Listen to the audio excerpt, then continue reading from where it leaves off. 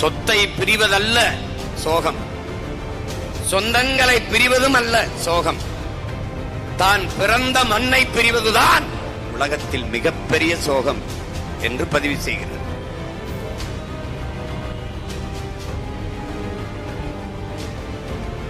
நம்முடைய ஈழத்து பாவேந்தன் அண்ணன் ரத்தினதுரை அவர்கள், புதுவை ரத்தினதுரை அவர்கள், என் அன்பான மக்களே, உங்கள் தாய் நிலத்தை நீங்கள் பேரன்பு கொண்டு காதலியுங்கள். உங்களை பெற்ற தாயோ உங்களை 10 மாதம்தான் சுமக்கிறார்.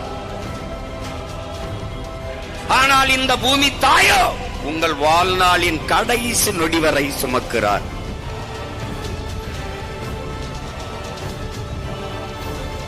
அன்னையின் மடியிலிருந்து நீங்கள் இறங்கி முதலடி வைத்தது அவள் மடியில் தானே. இறந்த பிறகு புதைந்தோ எரிந்தோ சாம்பலாவதும் அவள் நெஞ்சில் தானே. ஆகையினாலே என் அன்பான மக்களே, நீங்கள் உங்கள் தாய் நிலத்தை பேரன்பு கொண்டு நேசியுங்கள்.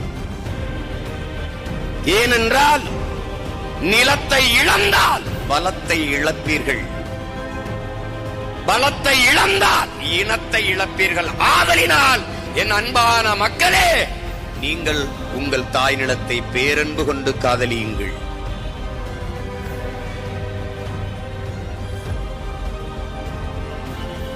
உன் இடத்தினை உறுதி செய். இது என் இடம், இது என் நிலம் என்பதை உறுதி செய். உன் இனத்தை முன்னிறுத்து.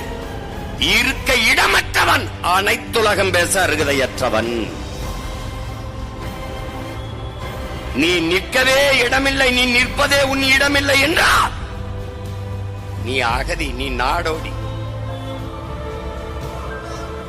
இதைத்தான் எங்கள் உயிர் தலைவன் மேதகவே பிரபாகரன் அவர்கள் நிலமற்ற இனமும் நிர்வாண உடலும் உலகில் அவமானகரமானது என்கிறார்.